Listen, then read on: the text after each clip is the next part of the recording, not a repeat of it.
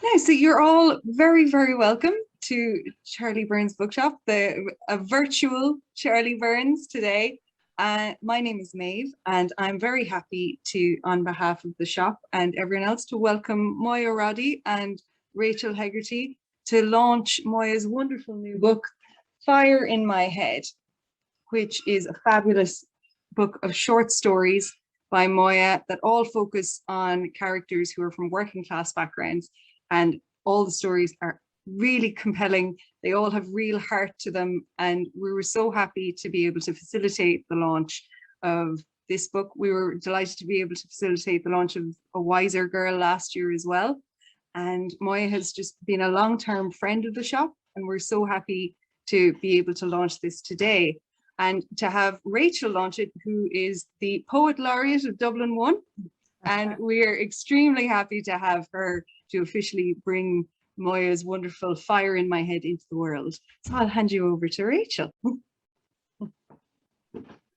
Thanks a million, Maeve. Thank you very much. Yup, Charlie Byrne shop. I love that shop. It's deadly. Very good. Lads, it is a fantastic honour to be here to have launched this amazing book. I've been a fan of Moya for the last few years.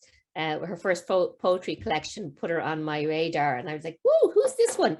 And I read like Out of the Ordinary, going, wow, this is beautiful.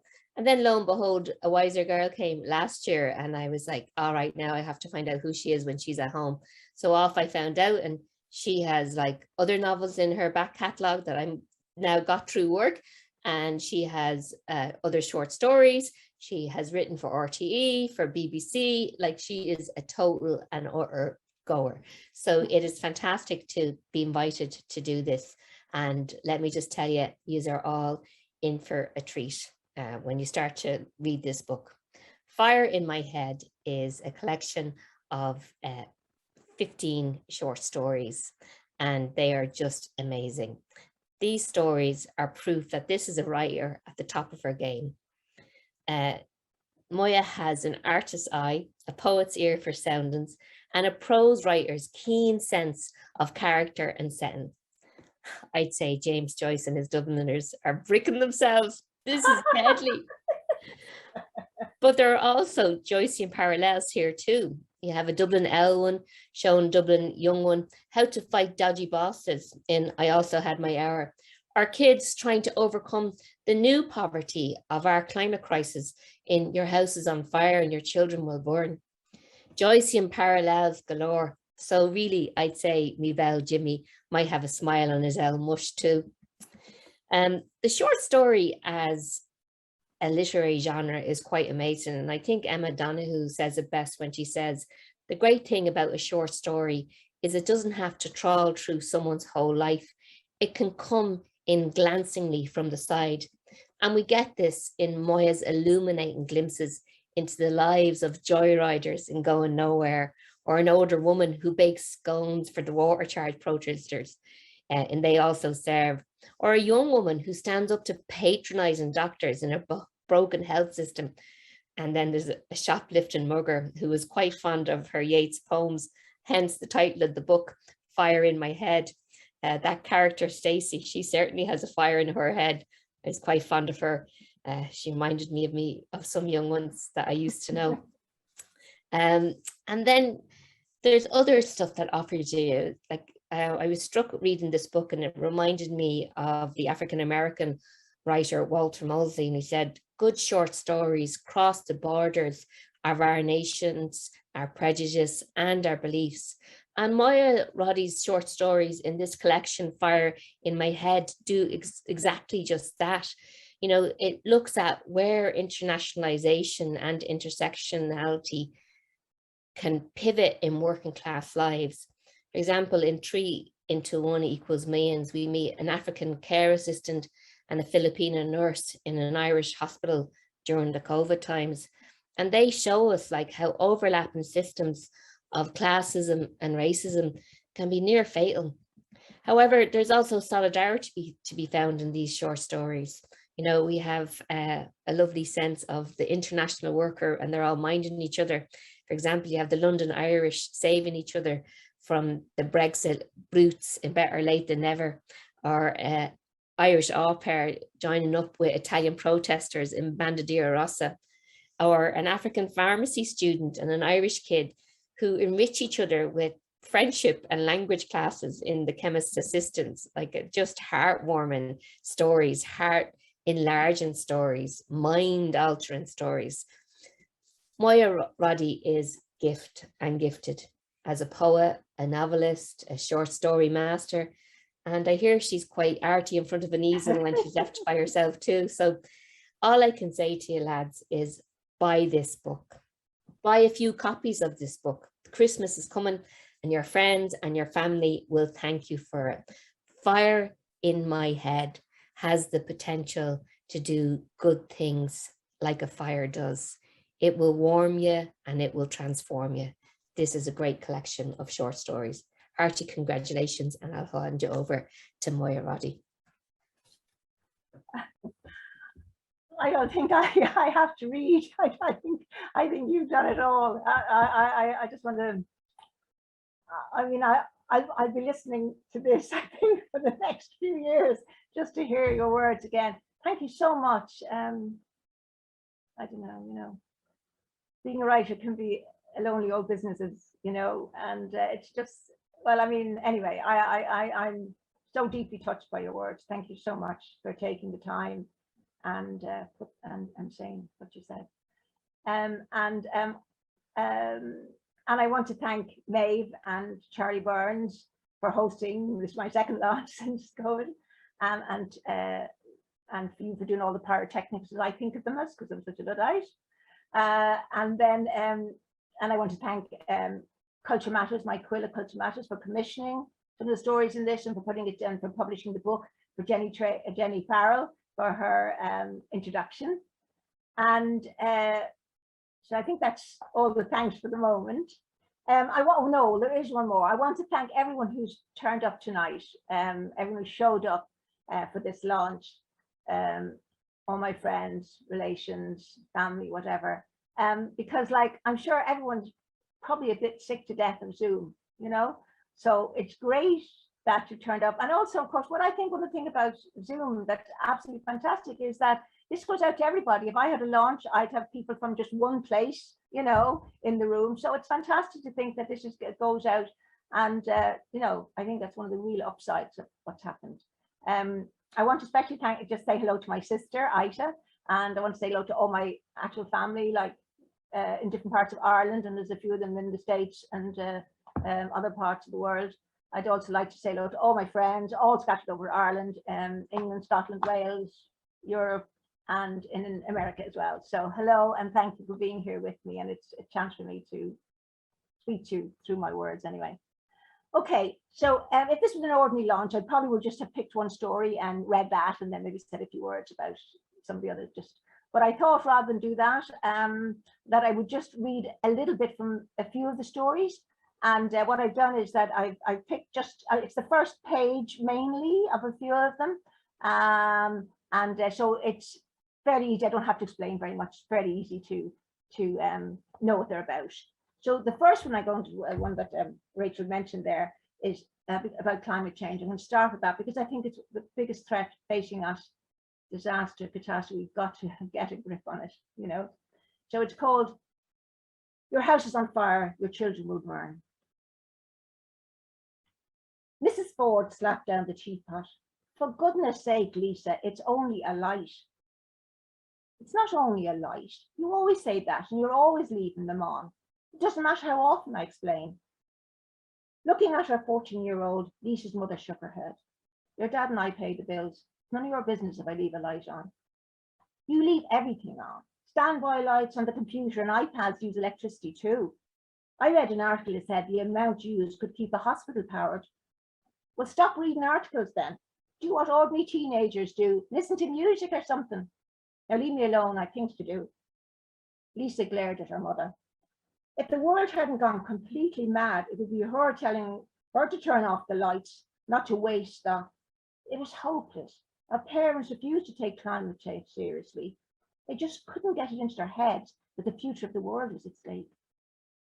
What's electricity got to do with climate change anyway? Mrs. Ford muttered as Lisa left the room. Everything, Lisa shouted back, banging the door. Lisa found herself on the bed. What's electricity got to do with it? That's exactly what had got her interested in the first place, the way everything was connected.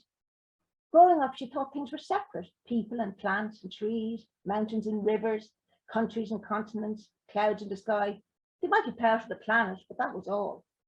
Animals too, divided into groups like birds and insects, dogs and cows. Sorry, dogs and cats.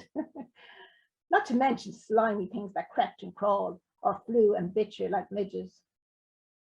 She'd never forget the tingle of shock she'd experiencing on discovering that far from separate, everything was linked, like a chain.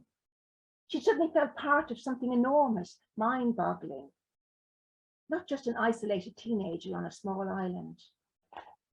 I'd skip on a little bit. The Fords ate during the 6 o'clock news, and when Lisa came down for dinner a few days later, it had already started. She half watched, one ear on alert to see if anything interesting came on. All she could hear was Brexit, Brexit, Brexit. But then the announcer's voice changed, and she began to talk in a cheery way about a 15-year-old who'd sat outside the Swedish Parliament to protest about climate change. Lisa nearly fell out of her chair. Shh, she told her parents, as her eyes glued as the shot of the girl appeared. She looked about 10, all hunched up in the yellow anorak, a handwritten placard in her hand. The announcer went on to say that the first time the girl, Greta something, had protested, no one turned up, but now thousands were getting involved. Today she was calling for school children and students all over the world to join in a protest the following Friday. She'd named it Fridays for the Future, and there was going to be one held every month. What next, Mr. Ford snorted, reaching for potatoes. I'll tell you one thing, she won't have much of a future bunking off school like that. It's parents I blame, Mrs. Ford chimed in. Of course, Sweden's a funny place, it has no morals. I think she's brilliant, Lisa said. Oh, naturally you think she's brilliant, anything to get out of school. Well, what's the point of learning if there's no future? Putting down their knives and forks, Mr. and Mrs. Ford stared at their daughter. What a terrible thing to say, her mum said at last. At your age, you should be looking forward to things, thinking how great the world is going to be. Is it? I'll leave you there with that one. Thank you. I'm going to move on now to the first story in the collection, which is called Poetic Justice. And I'll let you decide what you think it's about yourselves. Fucking mad, Stacey thought, eyeing the crowd milling outside the theatre. Imagine going to hear poetry at this hour of the morning. Across the entrance to the building, a large banner blazed. Court International Festival of Poetry and Literature. The word court had a fodder on it, and Stacey wondered what it meant. Having a good court, isn't that what our granny called snogging? Not that Stacey could imagine her granny kissing anyone, or anyone kissing her. Still, she must have, otherwise her ma wouldn't be here. And if her ma wasn't here, she wouldn't be standing outside a poxy courthouse waiting for a case to be called. Her granny should have kept her tongue to herself. Stacey shook out a cigarette, lit up. It was mainly middle-aged women across the road, although there were a few girls her own age, one of them chatting to a gink with glasses. What kind of poetry do you like? Behold. Going to a fucking poetry reading, and she was up for stealing a bloody hair straightener. Top of the range, though. She was going to sell it to her sister-in-law, whose hair frizzed if you even sneezed near her. Would you look at them? Gab, gab, gab. Wonder why no one this side of the road was talking, except barristers and solicitors, and they were only talking shite. I could be over there, Stacey suddenly thought. I liked poetry at school when I went. Oh, fuck, I'll be feeling sorry for myself in a minute. Where the hell is Dennis?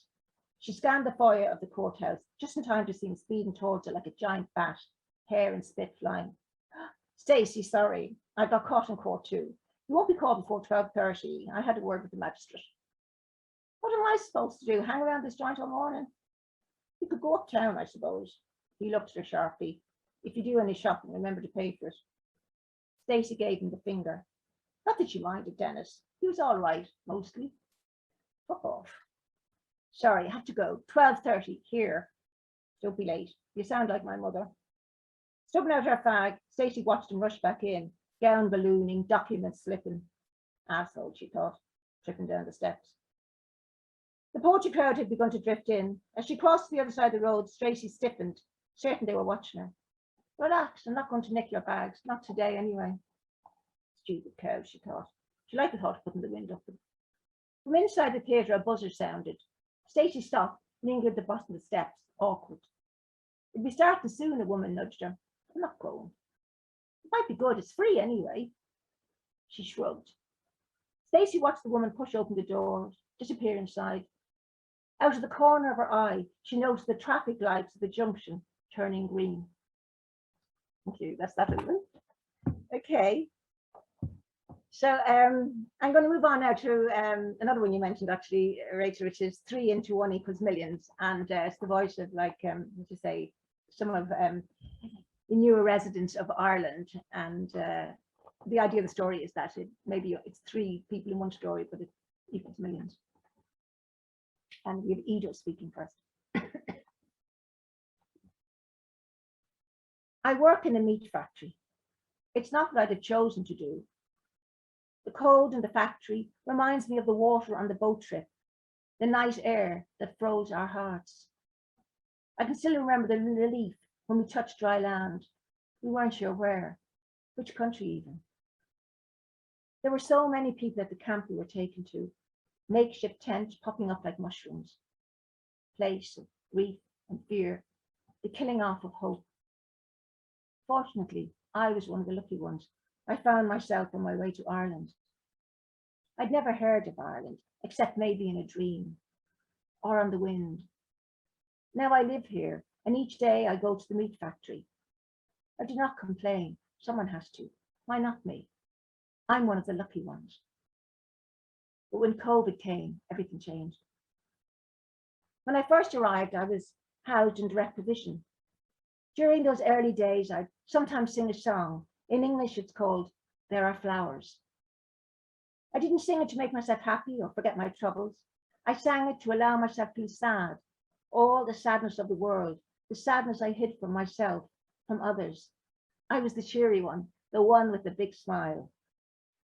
I'd find somewhere to be alone, sing the words over and over until tears came. I'd bathe in those tears until I felt I was almost drowning. After I left direct provision, I never sang that song again. But now COVID's here, I'm afraid. I'm afraid I will catch it. I fear I'll pass it on to my wife, onto our still to be born child. When the first outbreak occurred, the people from the health came and everyone was tested. I was negative. The factory was closed for 2 weeks and I stayed home. Now we are back at work. And although there are some changes, I know from watching the news, we are too many, too close. The carcasses come too quickly. Sorry, I've just lost my page there. The carcasses come too quickly and we have to work too fast to be safe. Worse than that, we are afraid to speak out. Now each day feels more and more like the place I fled from, full of fear, of doing the wrong thing, of getting close to the wrong person. The fear that accumulates when you know something, but you have to keep your mouth shut. That's just the beginning of that one. Thanks.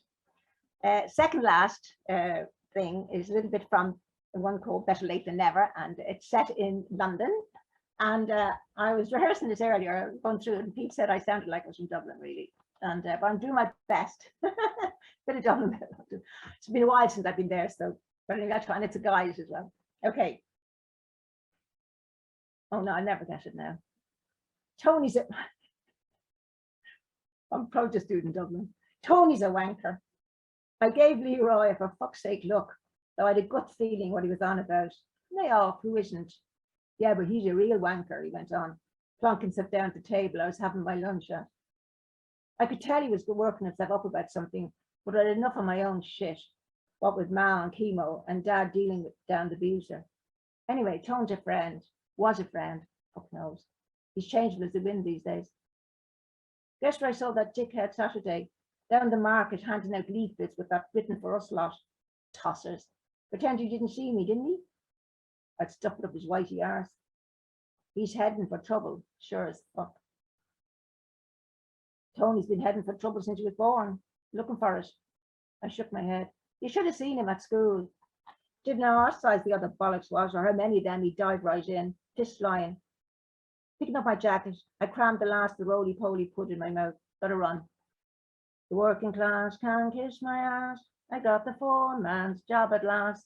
Leroy chants, a big grin in his mug. Shut it. I'm no bleeding foreman. When I reached the door of the canteen, I turned. What were you telling me for anyway about Tone? You're bleeding friend, innit? You should have a word with someone. You should have a word with him before someone else does.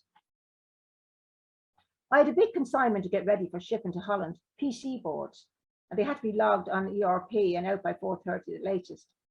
As I switched on the forklift and began lifting the load, I thought about what Leroy had said. Not that it had come as a complete surprise. Tony and me had set to a couple of months ago. We were having a beer after gym, and he'd suddenly started spouting all the shit about foreigners taking our jobs. At first, I thought he was just winding me up. I tried joking it off, saying they were welcome to mine. Then I realised he meant it. We had a bit of a row, nothing new, and I suppose I gave him an earful about how that kind of crap is right up the government street, blaming foreigners instead of the shit way they run down the country more like. Then pit us against one another. The other big idea is to shove new immigrants into overcrowded dumps with no resources. Let them fight it out among themselves. That keeps everyone busy while they get on with looting the kip. I learned most of this from my dad. He's from Ireland. Him and the old dear. I'll never forget him telling me when he came over first and was looking for digs, there were signs saying, no blacks, no dogs, no Irish. The Irish came after the dogs. That cut him to the quick. He used to feel ashamed, he said, of his accent, the way he looked. He had reddish hair. I was stuck in poverty. Okay, that's just that. I didn't even attempt the accent. I just have to have a bit of water. And I'm on to the last one now. I'm just mentioning red hair. We have a kind of conspiracy of redheads tonight. Okay, so I'm going to end with the other big thing, of course, that has been happening.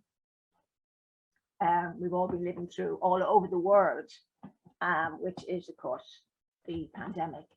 So this is a story called Little White Lies.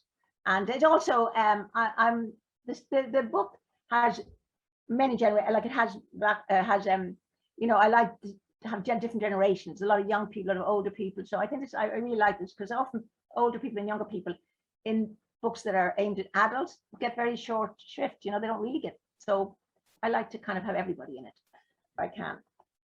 Okay, so I'm reading a little bit down here. Aidan is the boy in it, and he's gone to meet his girlfriend who hasn't turned up, and he's on his way home when he sees his gran across the road, which surprises him. Anyways, we go from there.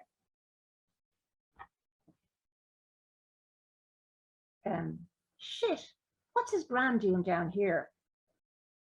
I didn't recognize you with your mask on, Gran. Knocks years off me. I'll be getting myself a fella soon. She breathes heavily. Am I glad to see you, Aidan, though? Give me a hand with these. I'm all out of puff. I thought Mum was doing your shopping. You're supposed to be cocooning. I know. Don't go saying anything, promise. This is between you and me, all right? Aidan nods. That's my boy. A few minutes later, they arrive at her flat. You'll come in and have a nice couple with your old gran, won't you? I haven't seen you in donkeys. I have a few things in the bag I know you like. Getting out her key, she opens the door. Mum doesn't want me visiting because of COVID. Jerry is always a worry pot. To be our little secret. Here, put the messages there. How's life? You're in your granny's now, so no holds barred. Have you got a girl yet? Are you blushing, Aidan Carney? Who is it?